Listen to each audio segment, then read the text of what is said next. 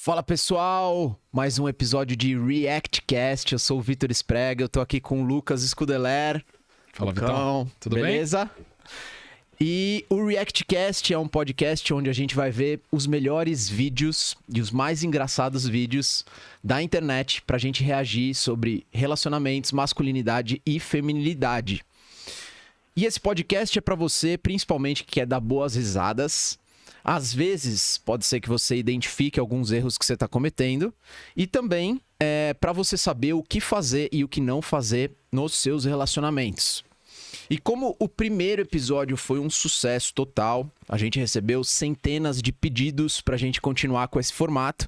A gente está aqui atendendo o pedido de vocês e a gente está no segundo episódio, mas se você não viu o primeiro episódio, assim que acabar esse aqui, vai lá e vê, porque tá imperdível. Muito bom.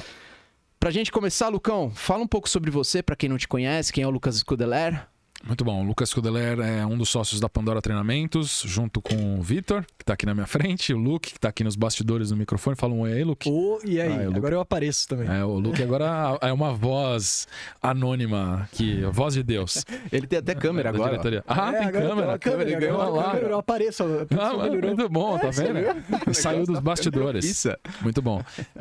Sou filósofo, sou teólogo, sou psicanalista também e estamos juntos nessa jornada de trazer mais consciência para os relacionamentos das pessoas. As pessoas parecem que estão gostando, né? Algumas pessoas não gostam muito da gente, né? Mas os alunos nos motivam a continuar todo dia levantando e fazendo o que a gente está fazendo. É isso aí, legal. Vou me apresentar também para quem não me conhece. Eu sou o Vitor Sprega, eu sou sócio do Lucas na Pandora Treinamentos. Já desde 2011, né, Lucão? A gente começou em 2010 e formalizou em 2011. É, isso. Foi. Sou também professor de psicanálise, de teologia, sou pós-graduado em neurociência, esposo da Thaís, pai da Alice. E a gente vai, então, seguir aqui com o Luke, com essa voz também, que vai de vez em quando aparecer aí, agora com câmera. E ele vai trazer pra gente os melhores vídeos pra gente poder reagir. Então, se vocês ouvirem essa voz aí com esse fundo preto escuro, é o Luke. Eu tô no backstage. Ele tá no backstage aí. Ganhou um upgrade. Ele ganhou um upgrade. Ganhou um upgrade, foi pra um outro nível. Agora tem câmeras nele. Tá no estrelato. E agora a gente vai começar então aqui a reagir. Vamos direto ao ponto. Vamos lá. Luke, pode soltar aí o primeiro vídeo?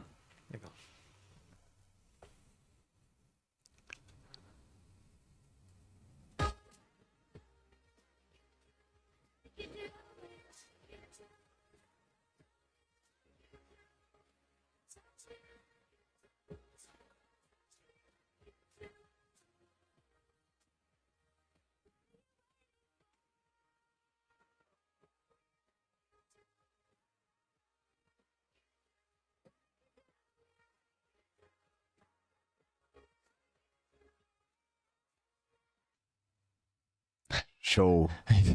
É interessante, né? Assim, ao longo do vídeo eu fiquei pensando o tempo todo, cara, até onde isso é verdade é um personagem, né? Porque ela também é uma lutadora de UFC, ficou muito famosa, né? Por causa da técnica, da agressividade, se tornou uma campeã e tudo mais.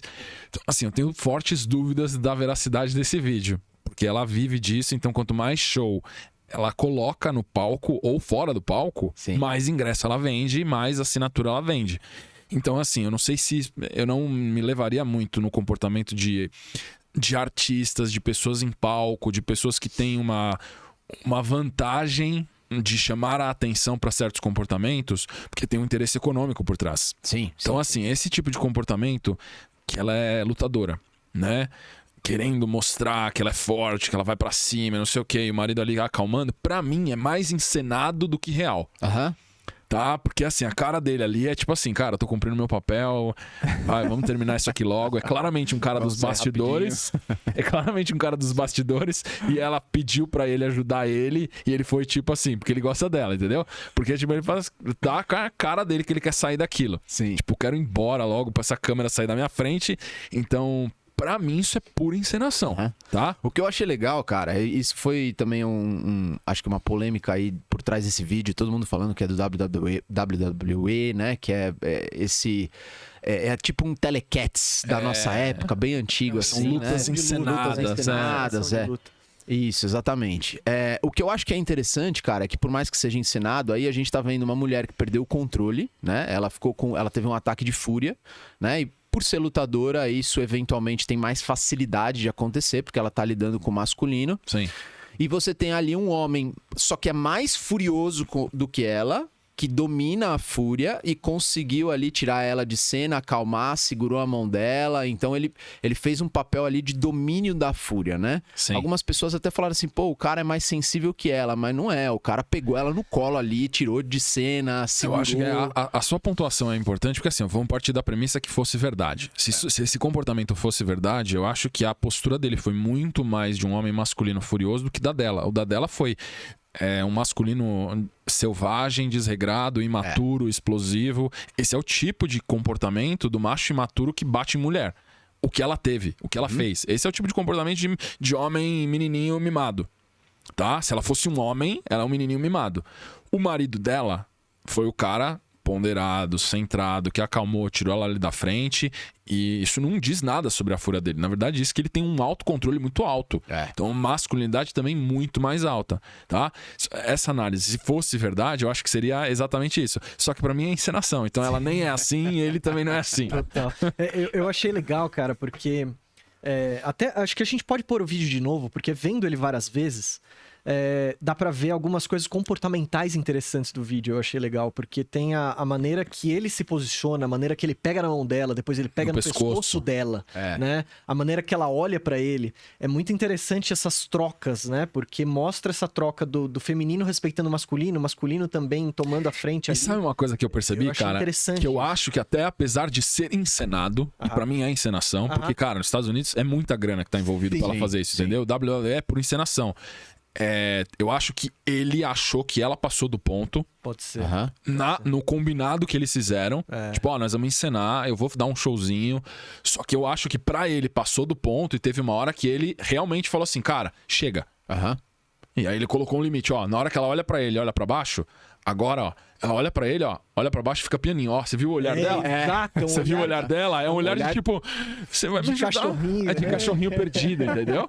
Sim, total. E o que ele faz? Ele tira a mão da mão e coloca no pescoço. Tipo, chega. Eu acho que teve ali um olhar de submissão no sentido positivo, onde ela respeitou o posicionamento dele, né?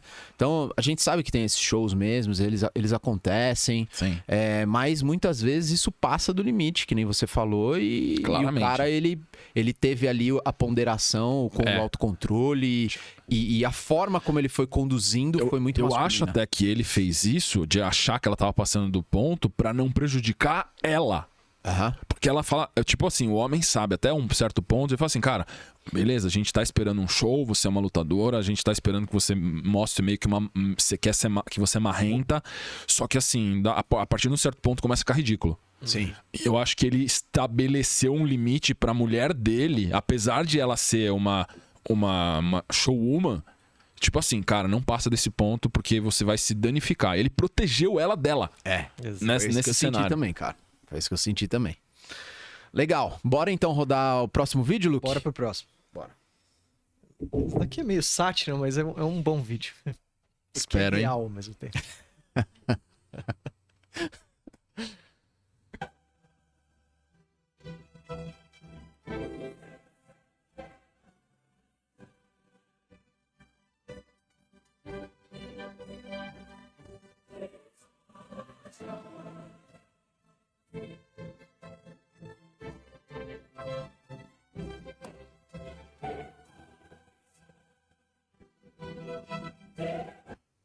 Nossa, cara. Cara, você já sabe, né? Nossa, cara, que deprimente isso. Bom, não sei aonde. Mas... O Luke tentando dourar a pílula, né? Ou pra criar expectativas inversas, né? Sabe o que eu acho legal, cara? Ontem eu coloquei no meu perfil, saiu lá um post sobre o homem deve sair com urgência da casa da mãe. Sim. Né? E por incrível que pareça, eu achei que ia ter um monte de homem falando assim, não, eu não vou sair da casa da minha mãe, porque eu não vou sair pra ficar com uma mulher que me ama menos do que minha mãe, ou não sei o quê. E não, veio vários caras falando assim, pô, eu saí com menos de 25 foi a melhor coisa que eu fiz na minha vida. Sim. Veio outro falando assim, pô, eu ainda moro com a minha mãe, mas, cara, eu tenho um plano agressivo pra sair de casa. Então, os homens, eles estão se conscientizando que esse papel de superproteção da mãe, ele não é saudável para a própria ambição e para a masculinidade dele. Sim. E esse vídeo, ele tá fazendo uma sátira inversa sobre isso. Sim, sim. A questão do humor e da sátira, né, do sarcasmo, eu acho que traz um ponto de reflexão. Porque a gente ri, porque tem muitas pessoas que têm esse comportamento na seriedade da vida deles. Só que assim, um homem que tá ali querendo a proteção da mamãezinha e se colocando embaixo da autoridade da mãe por causa de, sei lá, privilégios ou conveniências da vida doméstica, cara, esse cara não é homem ainda, né? Exatamente. E com fetiche ali de apanhar de chinelo ainda, né? De apanhar de chinelo, que é um menininho mimado, um menininho desobediente, ele tá se colocando em a mãe fazendo cara de brava ali, aquele barbado ali do lado dela obedecendo, entendeu? Agora, cara, o que você pontua? Qual que é a idade que você vê que é uma idade saudável, tipo o limite do saudável para um homem sair da casa da mãe? A não ser, obviamente, que a gente sabe que existem exceções, né? Uma mãe que tá enferma e o homem é o único filho, eventualmente, né? E ele precisa ali ficar naquele papel. Mas, num geral, o que você acha que é um limiar, assim? Cara, é difícil você colocar um número cronológico, entendeu? Porque, assim, você tem tantos caminhos de vida diferentes. Você pode ter um cara super responsável que tá fazendo faculdade de medicina, depois vai fazer residência em psiquiatria, e depois ele vai ficar 8 anos na universidade, ele vai sair com 27 anos para começar a conseguir pagar a conta dele. Tá, mas é um cara privilegiado, porque fez faculdade de medicina, passou, sei lá, na USP, e agora ele vai começar a ganhar uma grana violenta que nunca ninguém ganhou. Tudo bem, só que ele tem 28 anos, entendeu? Sim. Você tem um outro cara que mora na casa da mãe, o cara é pedreiro e, cara, a questão é o quanto antes possível, sem você fazer uma loucura de sair correndo, tretado com a sua mãe, ao mesmo tempo que você sai da sua casa para você pagar suas contas com prudência, para você ter uma casa digna, não vai morar no meio do barraco embaixo da ponte só para falar que você saiu de casa. Então é uma questão de o quanto antes possível que você consiga arcar com uma vida digna fora da casa da sua mãe. Tá? Legal. Vida digna é teto e comida e o mínimo que você precisa para sobreviver. Legal. É o que eu vejo também, principalmente os homens que ainda moram com a mãe e com o pai. Eu acho que a consciência de ter um plano, um planejamento, de sair de lá. Veio um cara também falando pra mim que eu acho que ele tava com 34 anos, né? Ele falou, putz, cara, eu só tomei essa consciência agora, o que eu faço? Eu falei, cara, normal, ok, agradece por ter tomado essa consciência. Tem homem que tem 45, 50, 60 e não tomou essa consciência ainda. Sim, então agradece pela consciência, tá com 34 anos. Quando que você consegue sair de uma maneira saudável pra você não trocar o pé pelas mãos o mais rápido possível? E outra coisa, você pode ser um cara, vamos dizer que, sei lá, sua mãe, você e sua mãe na sua casa e você tá morando com a sua mãe ainda e você tá ouvindo a gente falar agora e, criou uma urgência de sair de casa. Só que assim, a questão aqui, sair de casa é para gerar autonomia.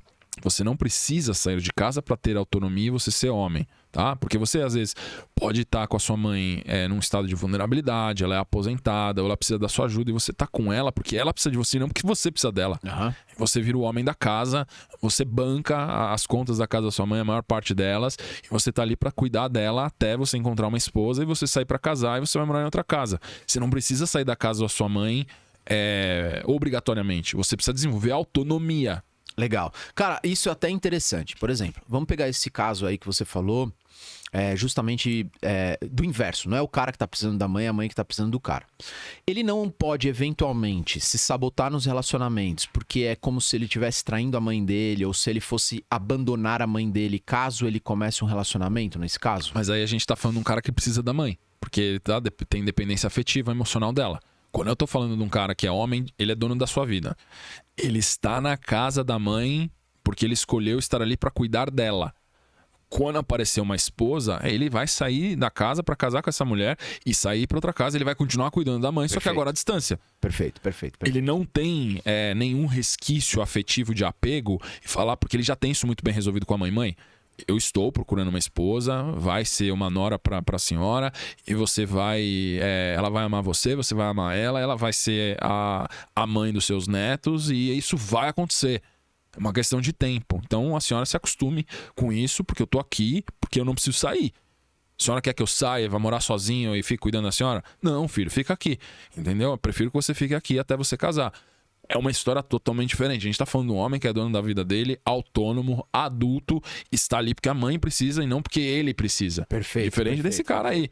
Dá pra ver na cara dele que ele quer roupa passada, comidinha, janta feita, alguém arrumando a cama dele, e aí ele se submete à autoridade da mãe por causa disso, que é um menino. É legal, eu até provoquei isso um pouco, porque muitos homens, eles acreditam que o precisar da mãe, na verdade, é só o conforto da mãe estar fazendo comida, o dinheiro que ele não vai gastar num aluguel, né? Então o cara fala assim, pô, eu não vou sair e pagar aluguel caro porque eu não preciso. Eu falo, cara, isso mata a sua ambição. Sim. Você tá dependendo da sua mãe pra moradia, né? Se você tem condições de trabalhar, tem condições de crescer, de querer abrir uma empresa ou crescer na carreira, você ficar ali... E ele até colocou assim no comentário, né? Eu prefiro aguardar a herança. Nossa, cara, aí Então, assim, o cara já tá pensando na aposentadoria, velho. totalmente perdidaço, Esse cara. tipo é um câncer pra masculinidade. Eu já tive um aluno também que ele fala assim, cara, eu tenho meu pai lá, sei lá, ele tem sei lá quantos milhões de reais. Tipo, eu tô esperando a herança do meu velho, entendeu? Eu falei, cara, você tem 30 e poucos anos, você tá esperando a herança do seu velho. Você vai ficar 25 anos, às vezes, esperando. Se seu pai for vaso ruim, você vai esperar 40. Que demora pra quebrar. Não, e pior, vai esperar pra quê, né? Vai esperar pra quê? Você vai travar a sua vida. E o cara não vai ter vivido nada, não vai ter feito nada de produtivo, vai fazer o quê com a herança? E olha o pensamento sobre o pai, esperando que ele morra, né? Exato, tô esperando que o pai morra pra pegar a grana dele. Se o pai torrar a grana antes de morrer. Também tem essa. Eu esperei 20 anos, você torrou tudo. E se ele descobrir que o cara tem muita grana, mas ele tem mais dívida do que grana, entendeu? Exato. Também. Cara, é muitas maneiras de você se ferrar nessa situação. Legal. E aí você tá falando, então, a gente... só pra deixar claro, então, a questão não é só a dependência física ou do conforto. Você tá falando de uma dependência emocional materna, né? Um complexo psíquico materno que prende ele com a mãe. Exato. Então, na hora que ele encontra uma mulher, ele mora com a mãe, ele tá lá pra prestar um serviço pra ela, porque não tem motivo pra ele sair de lá, ele é responsável. Tá protegendo a mãe. Protegendo a mãe, porque ele não tem uma mulher, mas ele tá aberto a conhecer outras mulheres. Na hora que ele conhece uma mulher, ele tem a maturidade suficiente pra sair de lá e continuar cuidando da mãe. Exatamente. Ele não bate continência pra mãe também. Perfeito. Homem que bate continência pra mãe é menino. Homem que bate continência não bate é homem. Você não pode bater continência pra sua mãe. Você vai respeitar, você vai honrar, você vai garantir dignidade pra ela, mas você não bate continência pra sua mãe. Isso é muito importante de entender. Não tô dizendo pra vocês respeitarem a mãe de vocês, pelo amor de Deus, não é nada disso que eu tô falando. Só que homem tem que ser dono da própria vida. Sim. Você vai obedecer a Deus e você vai obedecer a você mesmo. Senão você não é homem ainda. Se você não tem as suas próprias resoluções. Eu acho que uma coisa que muitos homens eles se perdem é na questão do honrar pai e mãe. E às vezes eles se tornam um pouco submissos ao pai e à mãe, né? Só que eles esquecem que o primeiro mandamento lá atrás, e que Jesus Cristo reforçou, é: homem, se junte à sua mulher e largue o seu pai e sua mãe para que vocês se tornem uma só carne. Sim. Então é um recorte bíblico ali de honrar pai e mãe e achar que tem que ser submisso por conveniência. Né? Ele pega um recorte bíblico e usa isso a seu favor. Exatamente. Só que se a gente for pegar os principais recortes bíblicos que está lá em Gênesis, quando Adão e Eva nem tinham pai e mãe, Deus já ordenou que eles largassem pai e mãe, de tão importante que é esse mandamento. E Jesus Cristo reforçou, a gente pode falar que a honra ela não tem nada a ver com a submissão, em ficar ali obedecendo o pai e a mãe, né? Não. Você tem mais a ver com um dever, e esse dever ele não é um dever de submissão a pai e mãe. Submissão a Deus, não a pai e mãe. Honra e respeito a pai e mãe e dignidade. Mas homem precisa se desvencilhar afetivamente da mãe. Legal. Principalmente. Eu já vi homens muito prósperos que a mãe convivia junto, morava na mesma casa alguns dias da semana, e para ajudar a mãe, porque a mãe queria ser útil e tudo mais, o filho, ser um homem muito próspero, contratou a mãe e a contratou até a sogra para ajudar com as crianças ou ajudar na casa, porque era uma coisa que ela fazia. Ele justificava uma maneira de dar dinheiro para a mãe porque ela era muito orgulhosa. Ela não aceitava dinheiro dele de graça. Então ela tinha que ter alguma contrapartida. Então ele fala assim, ó, mãe, se você vier pra cá, e fez a mesma proposta pra sogra, então ele tratou com a mesma equivalência à mãe da esposa também. Se a senhora vir aqui em casa e você ficar aqui, eu te pago uns X reais por mês. A senhora aceita? Ah, aceito, legal, filho, obrigado. Pelo meu trabalho, né? Isso, pelo seu trabalho. Entendeu? Sim. Aí eu fez a mesma coisa com a sogra e ela também aceitou. Legal, cara, muito bom. Bora, próximo? Bora. Esse daqui, ele é curioso, cara, porque ele tá ele não é um meme, cara. Ele tá num Instagram, num site de notícias positivas, boas, né? E é uma questão aí que a gente fala bastante, que eu acho que a gente vai poder comentar. Porque não tinha quem cuidasse da minha princesa. Minha sogra cuidava dela e ela arrumou um emprego fixo e logicamente aceitou. E minha esposa tinha mais tempo na empresa do que eu. Então o certo foi eu fazer um acordo para sair. E hoje em dia eu sou a mulher da casa e minha esposa é o homem. Ela trabalha 12x36, né? Hoje ela tá trabalhando entre 10 da manhã e sai 10 da noite. Aí amanhã ela tá de folga. Amanhã a folga dela, eu vou rodar na Uber, né? Pra complementar o salário. E também tô no seguro-desemprego, né? E eu sou a mulher da casa. Arrumo a casa, cuido dessa menina, faço comida. Quando a minha esposa chega, a casa tá limpinha, tá organizada. A neném tá banhada, a cama tá pronta. Só no ponto da minha esposa chegar e a gente dormir. Me arrependi? Não me arrependi. Nem um minuto. Esse momento aqui, ó, vale mais do que o salário. Eu acho que a única coisa que vale a pena nesse vídeo é a criança fofa de fundo falando bababá, né?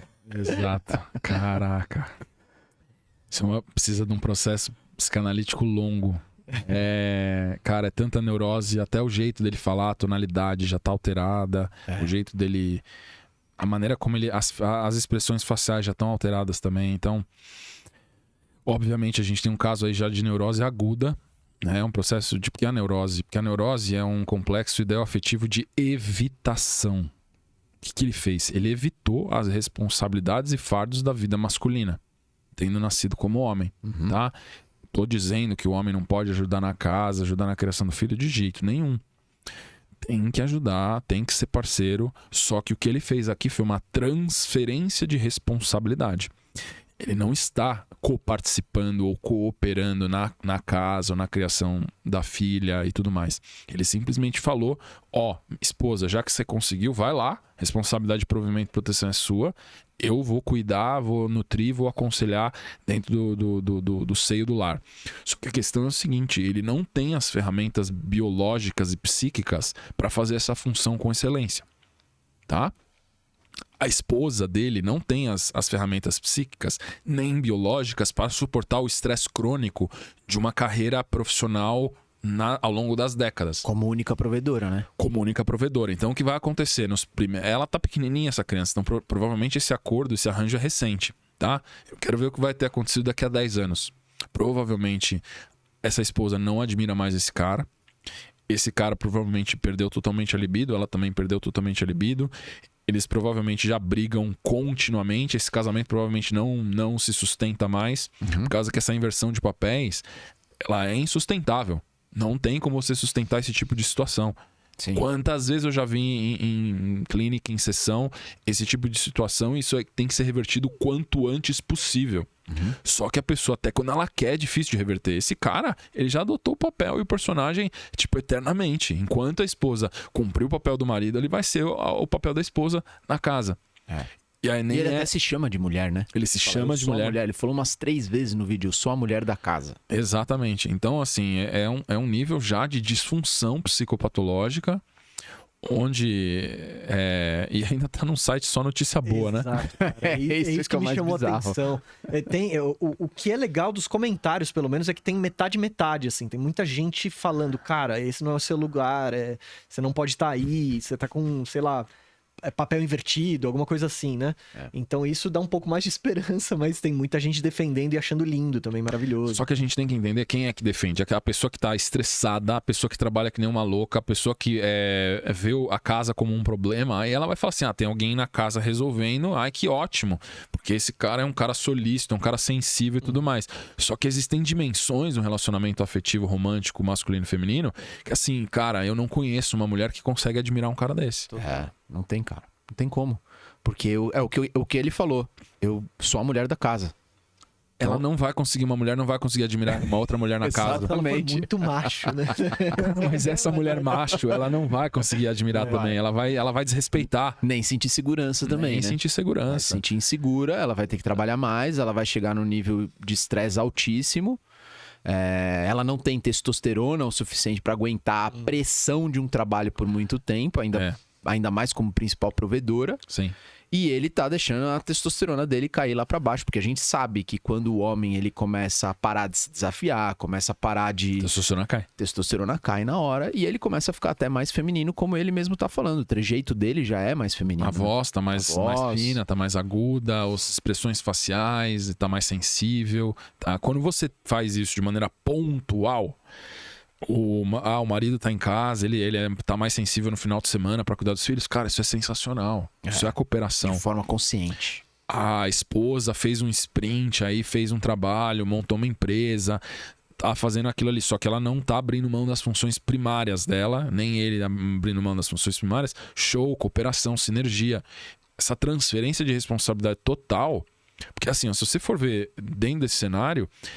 Essa mulher, se ela for super masculinizada, ela vai aguentar isso durante um bom tempo, mas vai chegar uma hora que ela vai ouvir uma narrativa social e falar assim, direitos iguais. Fala assim, cara, direitos iguais, eu quero ficar em casa também. Você fica em casa, eu também quero. E agora? Aí vai ficar nas costas da sogra.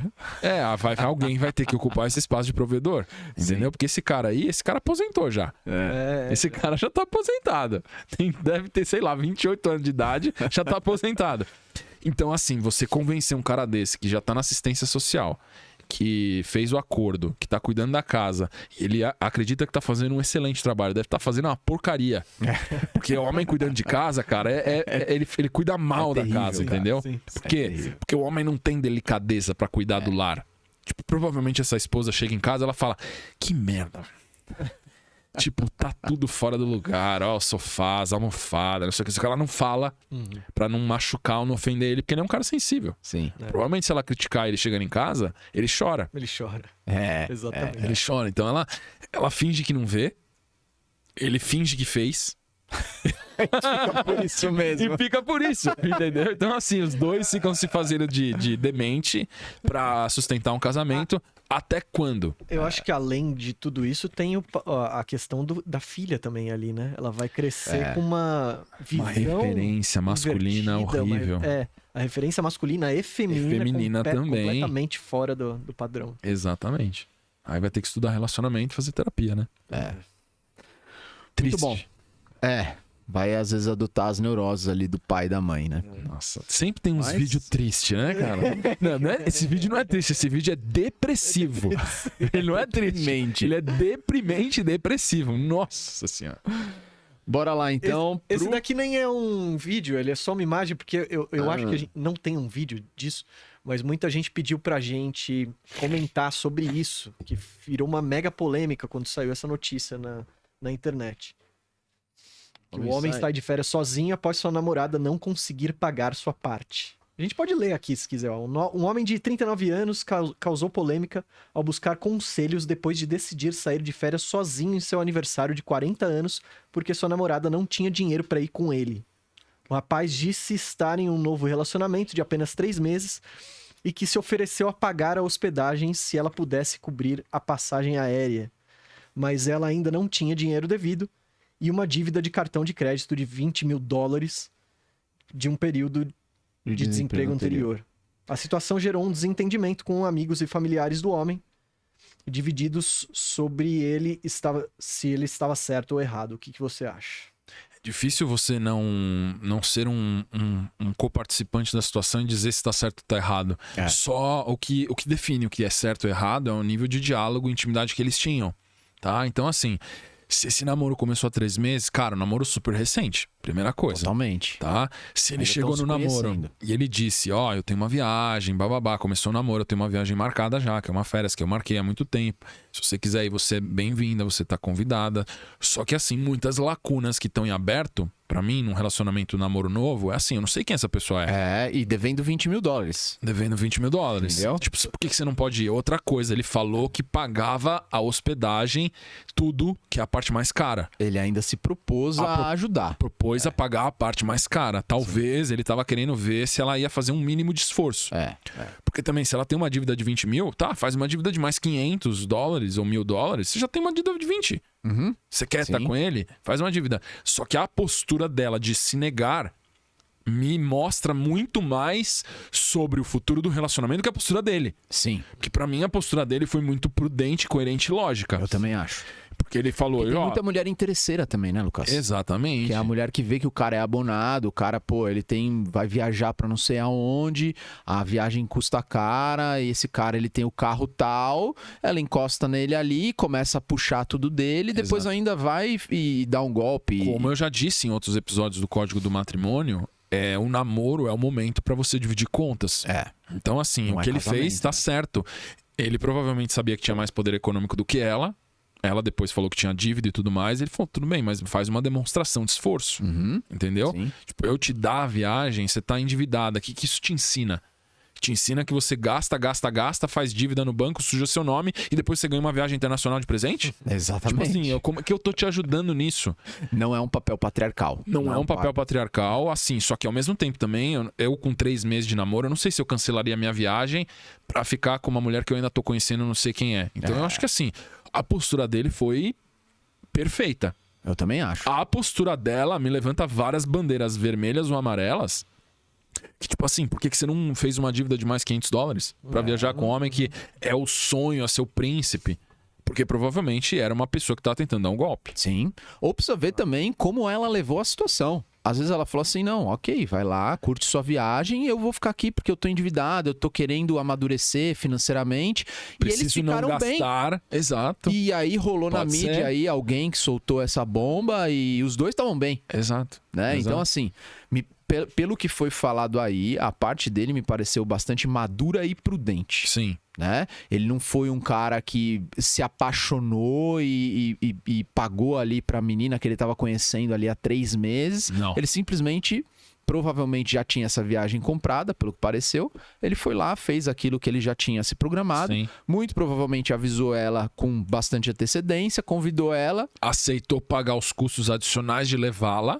E ela, exceto a passagem. ou ela não quis se esforçar, ou ela realmente não podia ir.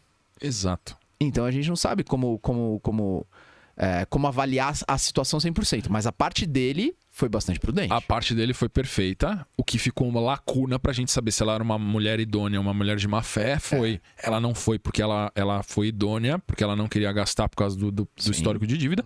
Ou não, é uma mulher de má fé, ela tava querendo se aproveitar. E ela que Então, jogou a merda no ventilador. Ela que jogou a merda no ventilador pra tentar derrubar a reputação dele. Que na verdade, quem entende, é maduro, a reputação dele subiu. Exatamente. Não caiu. Total. Muito bom. Vamos pro próximo então? Vamos lá. Esse é um bom vídeo. Ai, meu Deus. Eu já não acredito mais em você. cara. Eu não acredito mais em você. Eu não sei se eu fico feliz ou triste. Não acredito mais. Não acredito. Nem tente me manipular. Volta aí. Alfa, Bruno. Não, eu geralmente fico com caras mais afeminados, até por isso que eu gostei do David. Mas eu não sou afeminado. Não é bi nem nada, assim. Não, eu sou hétero mesmo, ó, raiz, né? Então, eu não sou. O outro cara tirou a cara da câmera. Não Você aguentou. gosta, só pra eu ter uma ideia, assim. Ah, então, eu sou, tipo, bem eclético, assim, sabe? Eu curto um mix de vários tipos de música, assim, não tem um fixo, né? Mas eu curto muito Beyoncé, Lady Gaga e Rihanna. Não, isso é... Mano, é um meme. É um meme pronto, velho. Não, isso é real. Não é real. Isso é piada. Cara, eu não sei dizer se esse canal ele é real ou não. Mas eu acho que eles têm umas farsas. Eu descobri esses dias. Esse carinha que entrevista, né? Que faz esse match com os dois. Isso é piada. Ele chama uma galera de piada. Eu acho que é meio piada. É piada isso aí. Porque assim, cara... Foi um meme. Parece real, mas... Tem um ditado que é um teste de sabedoria. Se tem bico de pato, se tem pé de pato, se tem asa de pato, se faz quaquá, o que é? O pato. Pato! Não é ganso, é pato, não é galinha, é pato. Então, assim, você tem todos os sinais. Óbvio que a conclusão é óbvia. Sim. Então, assim, pra mim é piada. Não tem como... Não tem como comentar, né? Porque, assim, é um meme pronto, né? Se isso por acaso for real, a gente sabe que por trás daí o cara, ele tá reprimindo algo muito intenso ali, que é uma homossexualidade. Ele tá falando que não é. Nem consigo imaginar esse nível de dissociação psíquica. Sim. O cara teria que ser psicótico ou esquizofrênico pra... na verdade, o que ele pode fazer é confundir termos, né? Ele pode falar que ele é uma coisa achando que ele é outra, porque ele dá nomes errados pro estado que ele tá. Mas é um nível de confusão mental absurda, tá? Uma pessoa que tá numa narrativa onde ele se vê de uma maneira totalmente irreal. Só que o cara fala assim, não, eu sou hétero raiz, eu gosto de Beyoncé, Rihanna e Lady Gaga. Tipo assim... E falando desse jeito, né? E falando afeminado. Eu acho que é legal porque mostra bastante a polaridade invertida da mulher também falando, eu gosto de homens afeminados. Quem que fala isso, cara? Eu nunca conheci uma mulher que fala isso. Por favor, deixem nos comentários. Se você for uma mulher que gosta de homens afeminados, fala assim, eu gosto de homem afeminado. Eu quero fazer uma enquete real de mulheres que gostam de homens afeminados. Por favor, deixe no comentário assim, eu gosto de homem afeminado. Sem ser piada, tem que ser sério, tá? Muito bom. Bora rodar então o próximo? Esse era só pra descontrair um pouco. Foi bom.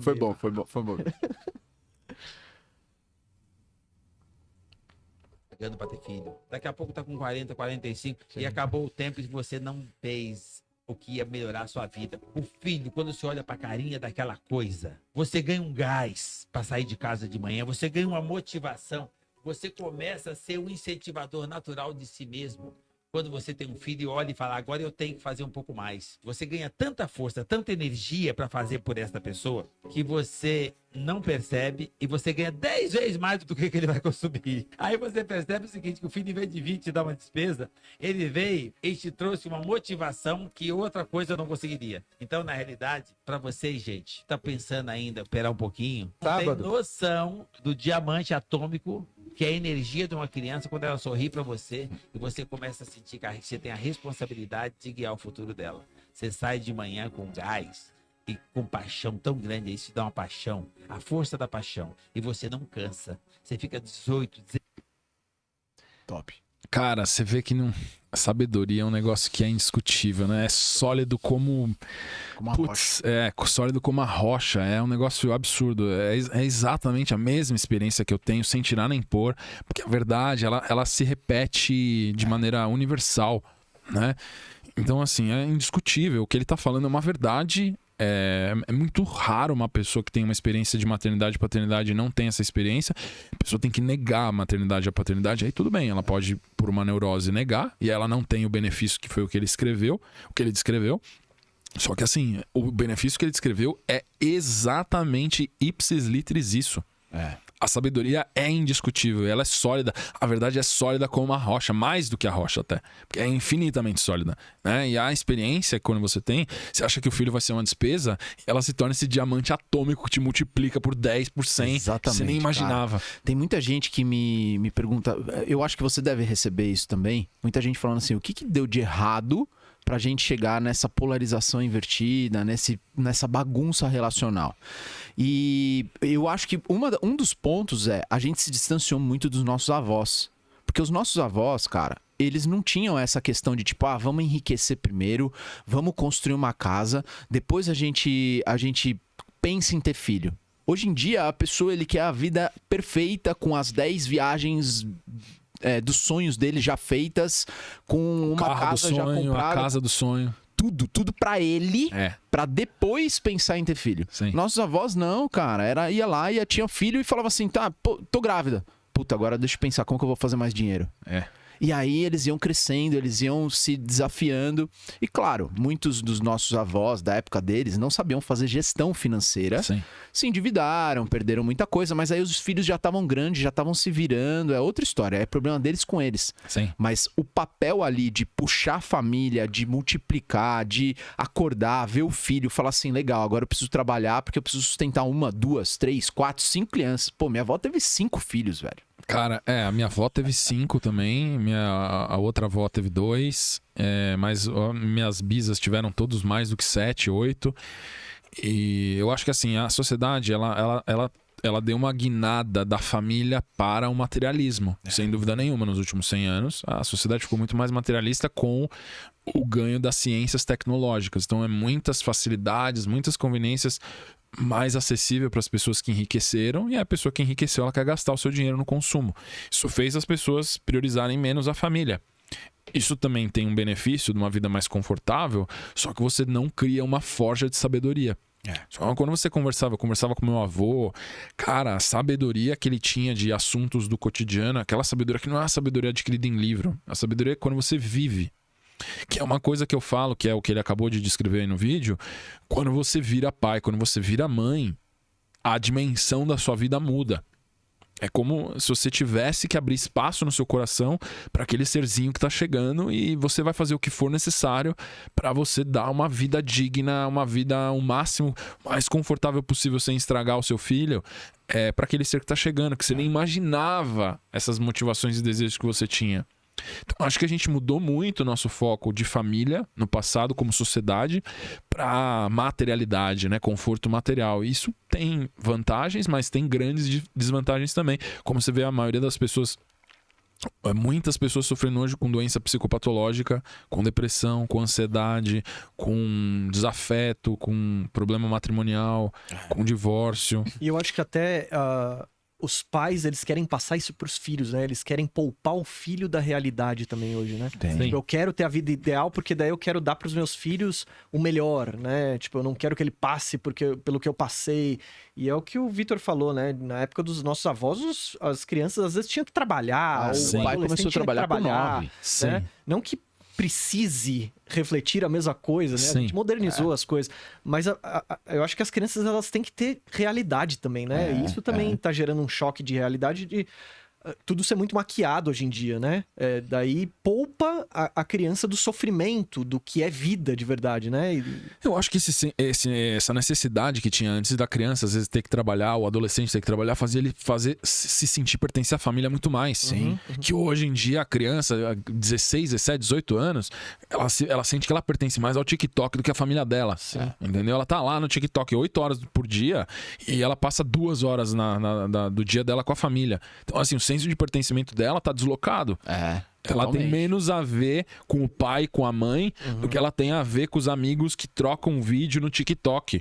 Exatamente. Então, assim, ela tá trocando a família por uma outra coisa que a gente não sabe pra onde vai levar. Na verdade, a gente sabe, é rebeldia, é pensamento de gangster. Sim. Então, esse tipo de coisa é o resultado do que a gente tá nutrindo. Totalmente. Então a gente sabe como as redes sociais são ruins para adolescente, para criança é uma devastação, para adolescente é muito ruim também, principalmente para as meninas, tá? Que multiplica sei lá por quantas vezes o índice de suicídio, e para o adulto é ruim também.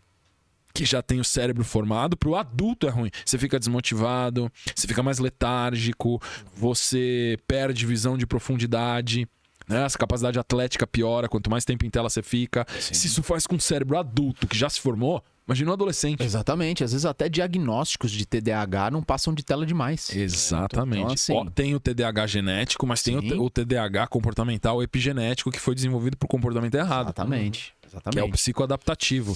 Hoje tem muito neurocientista e psiquiatra falando: 80% dos casos de psicopatologias não é psicopatologia, é psicoadaptação.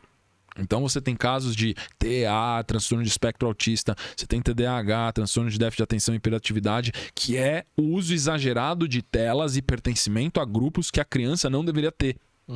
Sim, tá? Totalmente. Não estou dizendo que não tem tem o genético, como sempre teve, só que o que disparou não foi o genético. O que disparou foi o epigenético psicoadaptativo. Total. Sim, perfeito. E eu acho que uma coisa que também é interessante a gente falar, porque a nossa vida realmente, a gente teve filho tarde. Né? Eu, você, tivemos filhos tarde.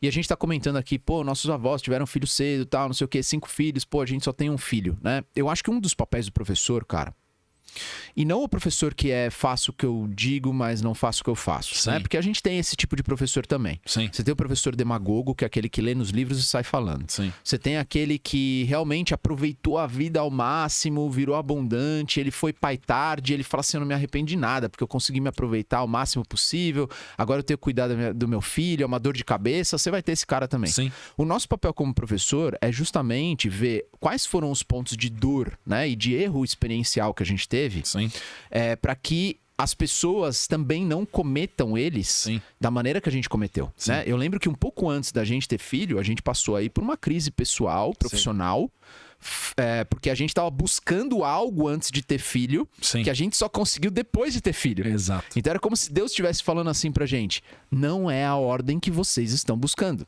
Tenham filhos e depois vocês vão receber os frutos que vocês estão buscando. Sem dúvida. Né? E eu acho que muitas pessoas não entendem isso, elas ficam ali batendo cabeça, presas em escassez, tentando comprar um apartamento que nunca sai, tentando comprar um carro que nunca acontece, tentando fazer uma viagem que nunca acontece, porque ela tá gastando dinheiro com um monte de coisa, ela não tem ambição suficiente, porque não tem um diamante esperando ela em casa para ser cuidado. E na hora que ele tem o filho, o cara voa e deslancha. Cara, com a cabeça que eu tenho hoje, eu acho que a gente tá fazendo o papel dos professores que a gente não teve. Tá? Então, assim, eu casei, eu fiquei noivo com 30, casei com 32. Hoje, com a cabeça que eu tenho, eu teria casado tranquilamente com 23, 24, 22 anos. E teria tido filho antes dos 30 anos. Porque eu sei quão demandante fisicamente é. Né? A privação de sono, você ter força para carregar seu filho, para ir para baixo. Eu tenho uma saúde física muito boa, mas se eu tivesse focado em ter filho com 30 anos ou com 32, eu tive filho com 30, minha filha nasceu quando tinha 40. Se eu tivesse tido 10 anos antes, eu acho que seria alguns fatores seriam mais fáceis, outros seriam mais difíceis. Hoje eu sou um cara muito mais calmo, muito mais prudente, muito mais ponderado, né? Só que com a vitalidade de 30 anos, 10 anos a menos, poderia ter tido muito mais filhos. Então, hoje, eu me arrependo de não ter casado e não ter tido filhos antes. Eu não quero que os meus alunos tenham esse arrependimento também. Né? Exato, cara. Não que eu não seja grato por tudo que eu construí. Eu sou e aceito tudo que aconteceu do jeito que aconteceu. Porque foi o que forjou a minha sabedoria. Só que eu teria adiantado isso se eu tivesse opção?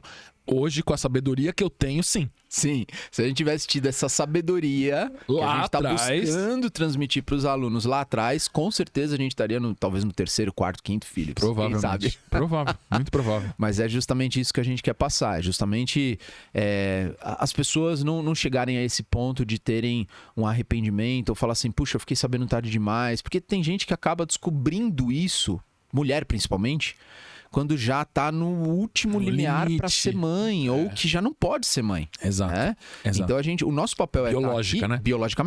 Biologicamente. O nosso papel é estar aqui justamente para poder adiantar essas sabedorias que nossos avós tinham e que a gente não ficou sabendo antes, mesmo tendo a presença deles, né? Eles também não eram professores, não sabiam ensinar a gente. A gente podia aprender ali por visão, o mundo vai mudando, as coisas vão mudando, a gente vai indo atrás. E agora a gente está aqui justamente para poder transmitir a sabedoria dos nossos avós. Eu acho até que a nossa sabedoria, ela tá num grau ligeiramente superior, porque é uma sabedoria que veio da dor. Essa sabedoria, ela é uma sabedoria conquistada, não é uma sabedoria herdada por tradição. Porque os nossos avós casavam cedo por necessidade, porque era o modus operandi da sociedade naquela época. Eles não necessariamente tinham a dicotomia, vou casar tarde, vou casar cedo. Para eles era, vou casar cedo, é a única opção que existe. Eu tenho que casar cedo. Então, assim, entre você ter duas opções, onde você sabe a recompensa de cada uma, e você ter uma opção e você ter que seguir aquela aderência, existe muito mais valor onde você tem a opção de errar. A gente errou, a gente passou, a gente sabe o processo que é você postergar essa decisão e você não seguir a tradição, que é o casar mais cedo, que é você formar uma família mais cedo. Isso vai facilitar muito o seu processo de prosperidade. Os nossos avós agiram num caminho de sabedoria por tradição. Por tradição. Exatamente. A gente tá ensinando você a agir por sabedoria, por consciência. Por escolha. Por escolha, que é diferente. Porque você fala assim, você tem a opção de que você casa tarde? Você tem. Eu recomendo? Não. Exato. Não recomendo. Entendeu? Talvez não precise ser tão cedo, né? Exato. 18 anos, 17 anos. Sim. Mas não precisa ser tão tarde também. Exato. Alguma coisa entre 20 e 30 anos é muito ponderado. Saudável. É isso aí. Muito bom. Vamos lá pro... Qual que é o vídeo agora? Próximo. Velhinhos Fofos? Não, Tá aqui, não, Velhinhos a gente vai Fofos. pular esse, a gente vai pular esse Velhinhos aqui. Fofos. Esse é um meme também. Nossa, gente, olha pra você ver. Minha sogra pondo comida pra mim no prato. Oh, meu Deus, mas que mulher boa, gente. Nossa, tem que agradar demais essa mulher, senão ela vai devolver meu filho. Bom. Essa aí tem uma relação bem ruim com o filho dela, né? Eu acho que às vezes até brincando, né? Lógico, é um meme, mas eu acho que é uma posição madura materna, né? De simplesmente criar o filho para ir pro mundo. Sim. Se a gente vê, por exemplo, principalmente em culturas mais racionais e até mais prósperas do que a nossa, por exemplo, os Estados Unidos, a mãe cria o filho para 17, 18 anos, ele sair geralmente do estado para ir para uma faculdade Sim. e morar fora e não voltar mais para casa. Exato. Pouquíssimos voltam para casa. Exatamente. Você tem o ônus e você tem o bônus, né? Você normalmente tende a culturalmente criar pessoas adultas antes, só que ao mesmo tempo você depois cria uma certa desassociação familiar afetiva, que algumas pessoas, principalmente os cristãos, eles reconectam, né, com os pais quando têm filhos e se casam, buscam os avós para estar dentro do convívio dos netos e tudo mais. Só que muitas pessoas que não seguem esse conjunto de valores acabam simplesmente desfazendo a família e não criando uma linhagem de ancestralidade conectada. Então você vai ter, às vezes você tem filho, às vezes você não tem, e você desconecta dos seus antepassados, que eu acho que é uma coisa também que não é saudável. Sim. Muito do que você vem dos seus antepassados. Você desconstrói ali o que é o símbolo da família, né? Desconstrói o símbolo da família e você fica largado no mundo. Isso é interessante até, tem muita gente que... Eu vejo muitas, às vezes, casais novos, né? E às vezes quando uma mulher é muito controladora, ela fica tentando afastar o marido da mãe, do pai. E, obviamente, muito provavelmente, esse marido deve ser apegado com a mãe. Sim. Eventualmente não. Mas ela fica tentando afastar o marido da mãe, falando termos, por exemplo, como que chama aquela ciência que é relativamente recente, que é do Bert Hellinger.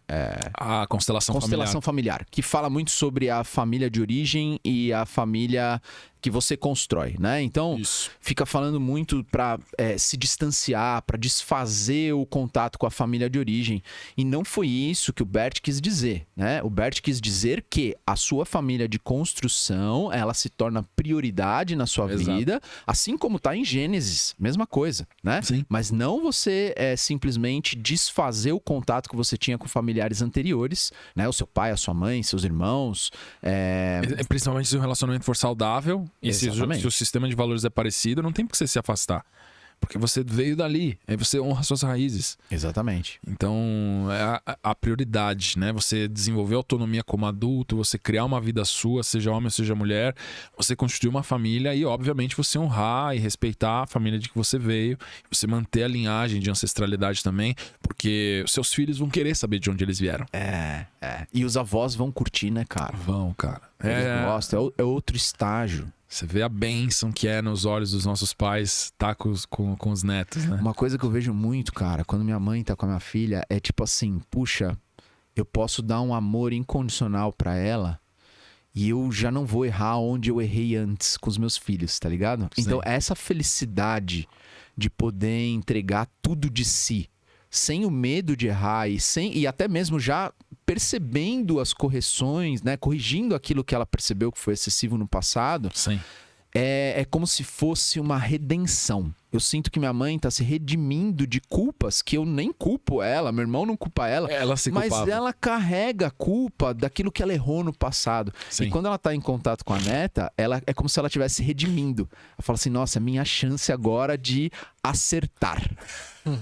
Ou só curtir, né? Eu não preciso pensar em educar. Em acertar ou errar. Eu vou estragar a minha neta e o Vitor que se vire pra educar. Ele que se dane. É problema dele e da Thaís. É a mesma coisa com a minha mãe também. É óbvio que a minha filha passa muito tempo com a minha mãe, passa muito tempo com a minha sogra também. A gente gosta disso, eu acho valioso. É um amor muito puro, né? Entre neto e vô e avó. Eu tive um contato muito grande com os meus avós, principalmente maternos, paternos também. E tem uma pureza muito grande de neto com avô e com avó, né? Sim, Eu acho que algumas pessoas podem não ter tido essa experiência, mas quem teve essa experiência de conviver com avô, com avó, vão perceber que existe uma pureza maior no olhar do avô, no olhar da avó. Isso é uma coisa que eu não sei como é ainda. Só que espero poder ter essa experiência, se Deus permitir. E eu fico feliz de ver o relacionamento da minha filha com a minha mãe, por exemplo. Sim. Né? E você vai ver tua filha quando ela começar a ter mais autonomia e brincar e pedir pra ver sua mãe e tudo mais. É um negócio mágico, é indescritível. É mesmo. E a felicidade. Outro dia, minha mãe tava com alguns problemas pessoais, familiares. Ela ficou muito tempo sem ver a Alice, né?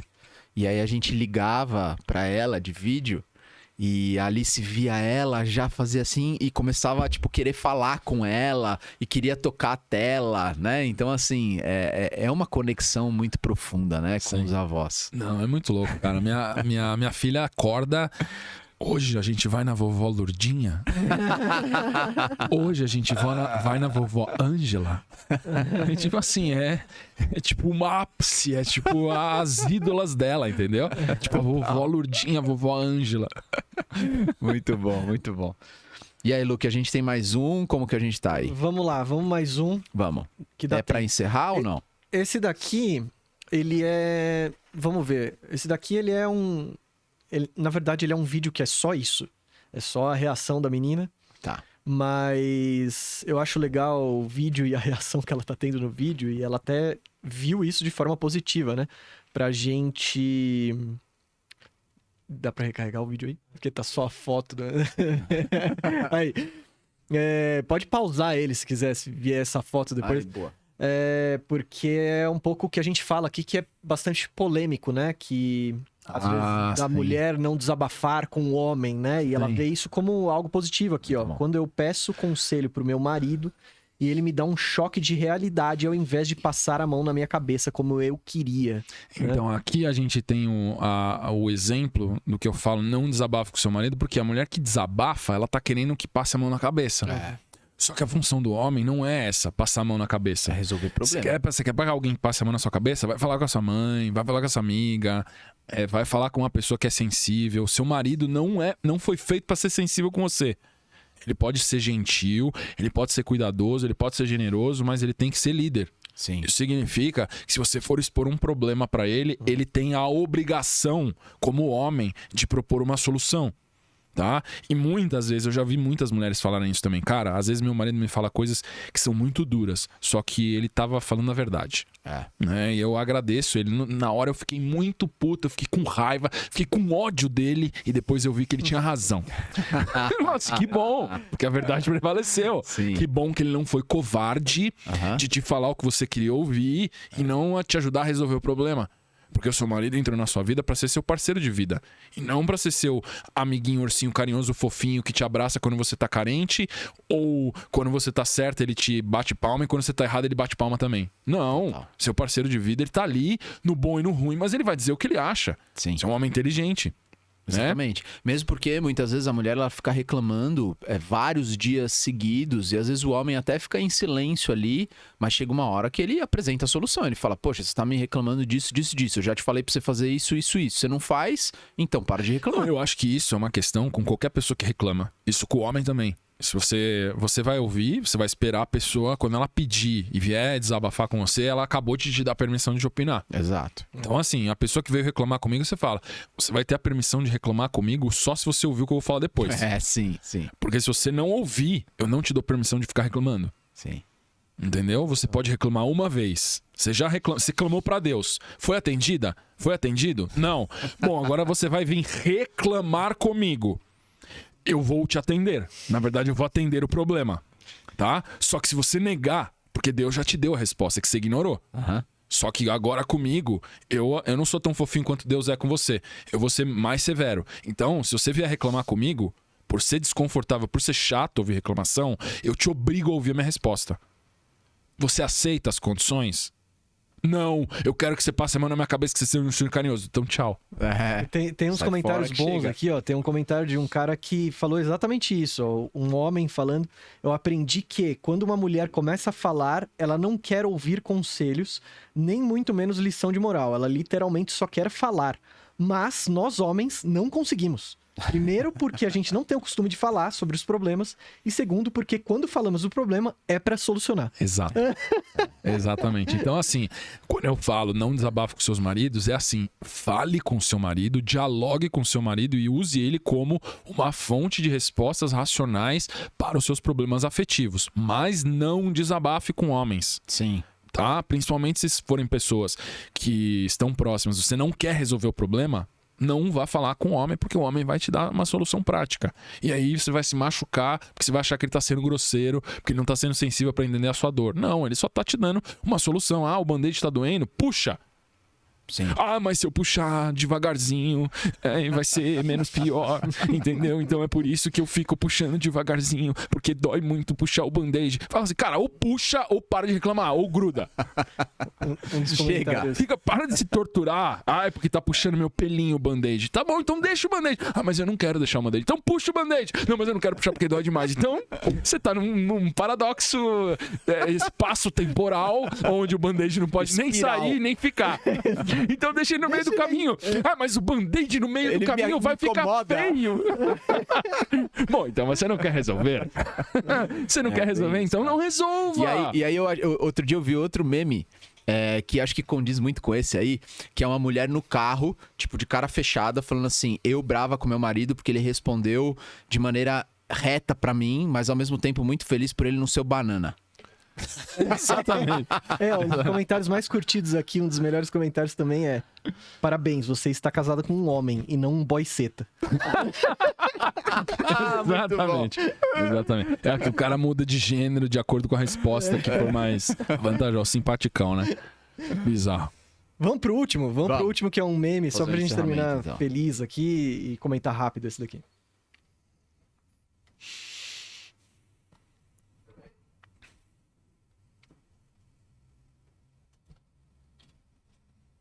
Bora lá. Aí. Expresso ou débito? Deixa eu pegar. No débito, moça. Não, pode deixar que eu pago. Não paga, pode deixar. Pronto, obrigada, viu? De nada. Bora.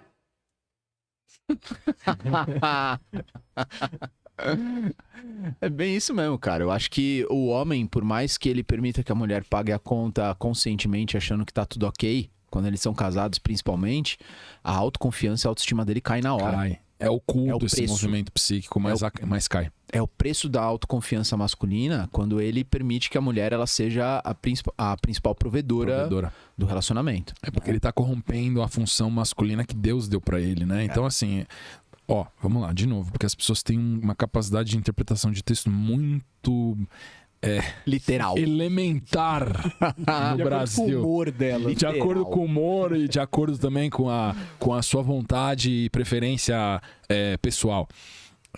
Não estou dizendo que a mulher não pode pagar. Deve, é uma parceria. Casamento é uma parceria.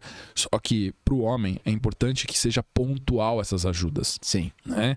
Principalmente para gastos que são essenciais. Onde eu vejo que mais cai a autoestima é quando a mulher, dentro da parceria matrimonial, paga algo que é essencial para a sobrevivência do casal. Isso aí derruba a autoestima do homem de uma maneira bizarra. Então, assim, o homem ele tem que entender isso e se precaver e se planejar para ser o provedor das necessidades básicas. Sim. Não precisa pagar a bolsa da Louis Vuitton, não precisa pagar viagem para Europa, não precisa pagar relógio caro ou coisas caras de luxo, porque isso não é essencial para a sobrevivência. Só que você não pagar a luz, você não pagar o esgoto, você não pagar o aluguel, isso cai a autoestima masculina. Porque significa que você é incapaz de proteção. Exatamente. Você não consegue se sentir homem. Ou convidou a mulher pra comer fora. Falou, vamos comer fora hoje? Você paga. Aí não dá. É bizarro, cara. Não dá, cara. Não dá. Então eu acho que assim, a moeda de troca para você permitir que a sua parceira pague algo para você, não no sentido de vocês quererem fazer uma viagem, aí vocês vão se ajudar, ou alguma coisa que é, como você falou, mais supérflua, vamos chamar assim, né? Ou de interesses não próprios, necessária. desejos próprios. É uma coisa. Outra coisa é o dia a dia, né? E esse homem, ele tá sendo menos provedor do que a esposa, a parceira. Exato. A não ser que haja alguma coisa pontual muito drástica. O cara perdeu o emprego e ele tá se recolocando no trabalho. Né? É pontual, uma fase. Exatamente, é uma fase. Aí Quando ela tem obrigação de ajudar. Exatamente. Ela tem obrigação de ajudá-lo financeiramente, porque é um ponto de crise onde ele está contando com o auxílio dela. Auxílio significa que não é permanente. Não existe auxílio permanente. Só no Brasil tem, né? Auxílio permanente. Mas o Brasil é cheio das jabuticabas. Então, assim, na psique humana não existe essas jabuticabas bizarras da lei brasileira. Auxílio é sempre temporário. Sim. Então, quando a mulher vai fazer o processo de auxílio, é pro momento de fragilidade do homem para depois ele voltar a ser protagonista de novo. Sim. Eu acho que até, como você falou do literalismo, é bom a gente fazer algumas ponderações. O auxílio permanente é só para quem tem danos permanentes. O cara ficou tetraplégico, Exato. ok. Aí é uma outra história. Porque ele não vai ter condições, às vezes, de gerar renda. Exato. Ele tem uma dependência. E isso é questionável também, porque a gente tem um monte de pessoas, por exemplo, o cara que teve um defeito genético, ele nasceu sem braço, sem perna e virou um dos maiores palestrantes do mundo. Sim. O cara riquíssimo, casado, tem filho, o cara é esportista, o cara surfa, o cara anda de bicicleta adaptado, o cara dirige, o cara é multimilionário, o cara escreveu um monte de livro e é palestrante, onde ele faz humor com a própria condição dele. Sim. Tipo assim, o que você faz quando você vai... Acho que é Nick Kovacic. Nick Vujicic. Isso. Nick Vujicic. Isso. Kovacic. Sei lá de onde eu tirei isso. Kovacic. Nick Vujicic. Eu vou inventar um sobrenome norueguês. Kovacic. Bom, o Vitor me corrigiu aqui. Tá bem. O cara... Eu vi uma passagem na palestra dele que eu achei genial, né? Que ele tá falando de motivação. Tipo, como é que você se permite ficar desmotivado? Você caiu, você tem que levantar. Né? Eu vou mostrar pra você como é que eu faço. E ele cai. E ele não tem braço, ele não tem perna. E ele mostra como que ele faz, o esforço que é se ele cair fisicamente. E as pessoas, elas caem psiquicamente, afetivamente, elas não levantam. Que é um processo muito mais subjetivo. Ele mostrou a dificuldade que ele tem pra levantar fisicamente. E ele fala assim, cara, você não tem o direito de desistir. Exato, cara. E quando você fala ele é autoridade, porque ele tá mostrando quão mais difícil a vida dele é do que a experiência usual, tipo, as pessoas que ouvem aquilo ali, elas têm um choque de realidade absurdo. E falam assim, cara, o cara não tem braço, não tem perna. Deus me deu a braço e perna. E eu tô reclamando. Tipo, cara, toma vergonha na cara, entendeu? Tanto que o cara veio pra cá e lotou estádio, né? Porque é um exemplo que... De superação. Fala, como que eu vou reclamar da minha vida com isso? Não pra gente ficar se comparando, mas na hora que a gente tá com uma dificuldade, a gente vê uma inspiração dessa, toca o nosso coração e fala assim, cara, deixa eu fazer o que precisa ser feito, né? Eu acho que esse é o papel dele. Justamente você pegar N tipos de situações de necessidades especiais. Saiu agora uma notícia de um cara, já é um homem senhor já, que ele nasceu com síndrome de Down e ele trabalhou no McDonald's a vida dele inteira e ele se aposentou com uma aposentadoria alta lá nos Estados Unidos, com uma aposentadoria emérita que o McDonald's deu pra ele por ele ter trabalhado 38 anos no McDonald's lá no serviço. Né? Você tem pessoas às vezes que têm condições de dificuldade de doença e também trabalham e vencem. A questão é você aceitar as condições da sua vida e você não desistir. Porque a gente vai ter dificuldades, algumas mais aparentes, como por exemplo do Nick, que não tem braço, não tem perna, só que tem uma mentalidade monstruosa de gigante. Você vai ter pessoas que vão ter uma dificuldade intelectual, como uma pessoa que nasceu com uma síndrome de Down, um pouco abaixo da média. Você vai ter pessoas que têm problemas afetivos que são invisíveis. Sim. Você vai ter pessoas que têm problemas espirituais que são invisíveis. Só que isso não é motivo para você desistir. Você tem que lutar dentro das condições que a vida te impôs. É justo? Não sei, provavelmente não. Ou provavelmente é, de acordo com uma lei divina. Só que a única coisa que você tem não é ficar julgando se é justo ou se é injusto, mas você aceitar as cartas que a vida te deu e jogar com as cartas que a vida te deu.